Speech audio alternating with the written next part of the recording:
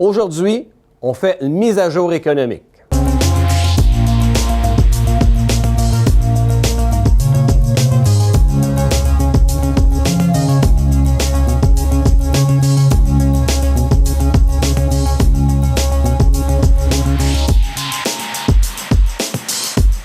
Bonjour à tous et bienvenue à cette nouvelle capsule financière.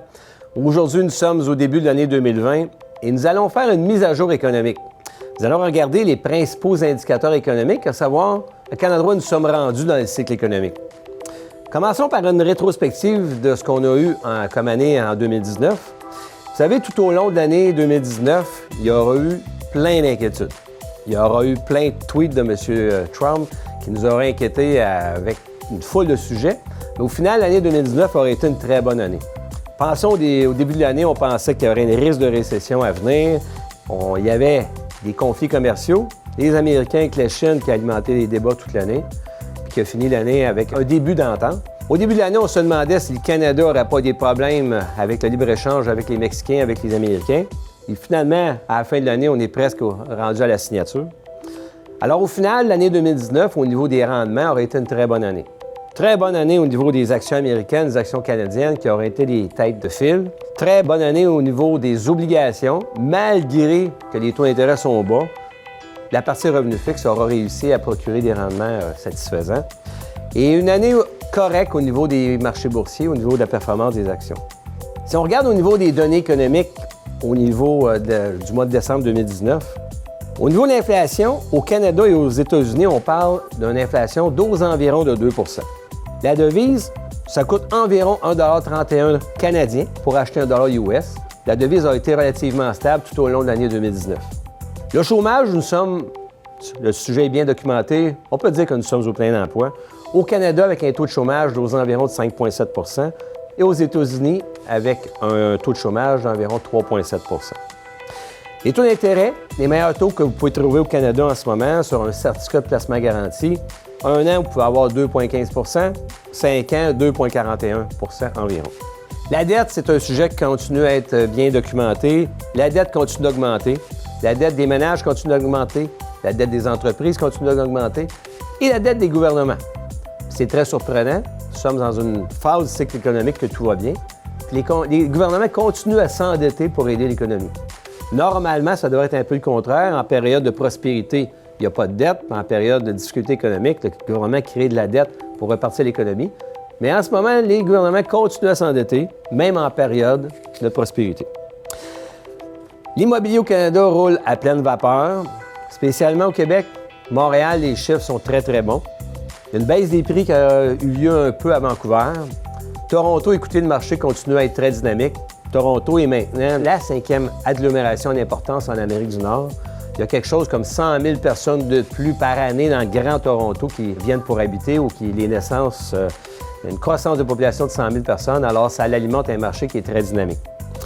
Je porte à votre attention que notre responsable de Banque centrale au Canada a dit récemment, attention, marché immobilier de Montréal, marché d'Ottawa, il pourrait y avoir une surchauffe. En ce moment, personnellement, je vois des transactions dans le Grand Montréal qui se font à 20 fois les revenus. Je porte à votre attention qu'à long terme, ce n'est pas vraiment soutenable. À moins que vous me disiez que les loyers vont monter puis qu'un 1,5 à Montréal va finir par coûter 2 300 $ par mois, comme ça coûte à Vancouver. Mais si les loyers ne montent pas, que vous payez vos immeubles à 20 fois les revenus, normalement, à long terme, ce n'est pas quelque chose qui est soutenable. Un point qui est très intéressant à voir, c'est qu'au Canada, on a une très belle croissance de la population.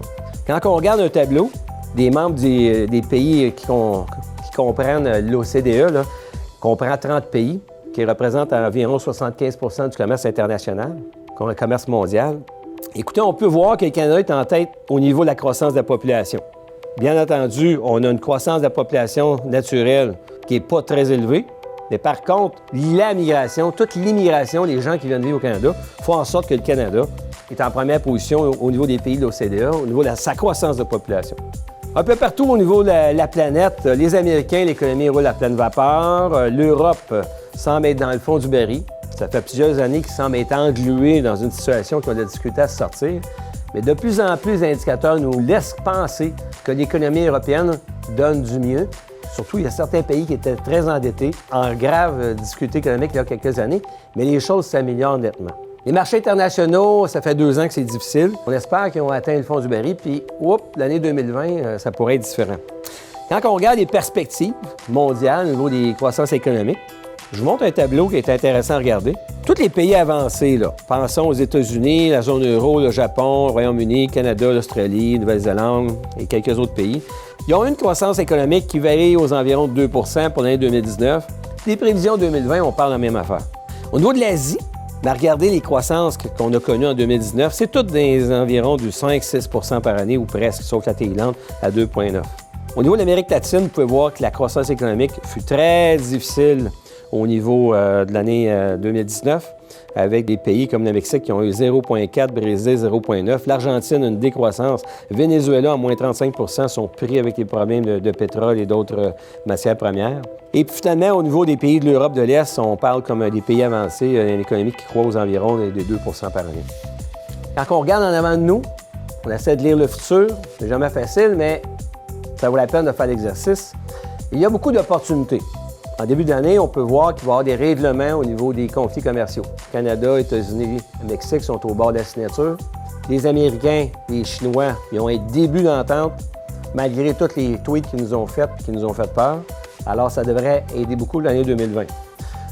Le gouvernement américain sera en élection au mois d'octobre 2020. Alors, le gouvernement américain voudra que l'année 2020 se passe bien, parce qu'historiquement, quand un gouvernement s'est présenté en élection dans une période de récession, le gouvernement en place a perdu son élection.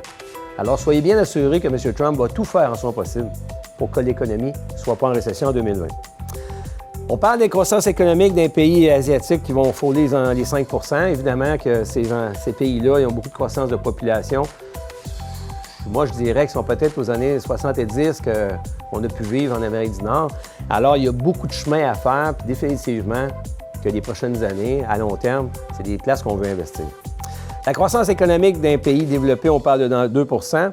L'Europe est probablement dans le fond du baril, puis on devrait voir des signes d'amélioration nette. Et puis, les prévisions de taux de chômage demeurent dans les eaux actuels, dans environ de 5,4 % au Canada, puis 3,4 % aux États-Unis. On parle de plein emploi. On parle de pénurie de main-d'œuvre qui ne devrait pas se régler à court terme. Alors, tant que les gens travaillent, les gens payent leurs dettes, les gens consomment, l'économie devrait continuer à bien aller. Il y a quand même des risques. Le principal risque qui est très discuté, c'est l'endettement. L'endettement d'à peu près tout ce qui existe, là. L'endettement des gouvernements qui continuent à dépenser fort dans l'économie. L'endettement des citoyens qui sont à des niveaux très importants.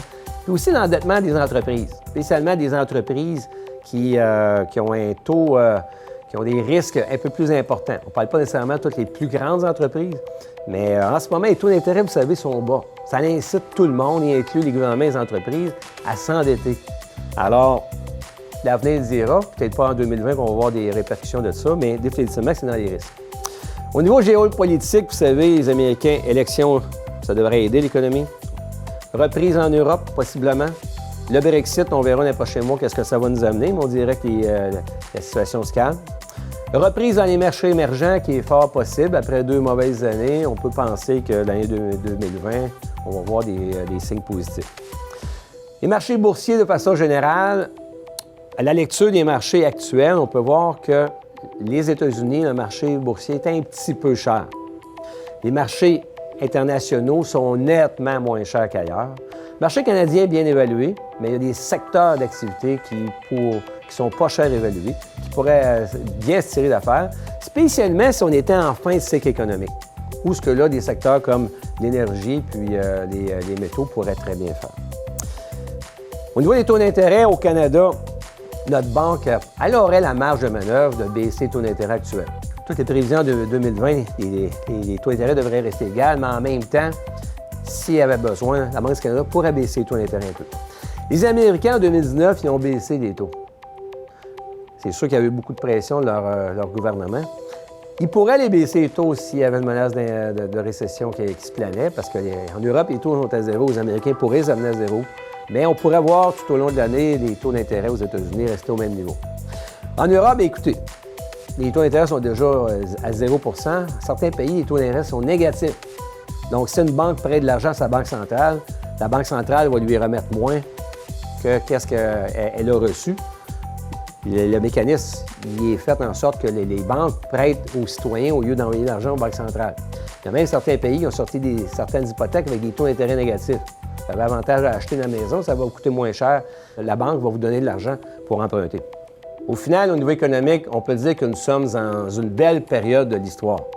L'économie, ça fait déjà 10 ans qu'elle va très bien. À court terme, on peut voir que les indicateurs sont intéressants, mais continuez à être prudent, continuez à investir dans de la qualité, continuez à diversifier. Gardez le cap avec un horizon de moyen et de long terme. C'est sûr et certain que les marchés financiers, c'est jamais un long fleuve tranquille, tout temps égal, mais à long terme, situation économique, on parle tout le temps qu'il y a 7-8 bonnes années sur une période de 10 ans. Sur ce, je vous laisse et à la prochaine.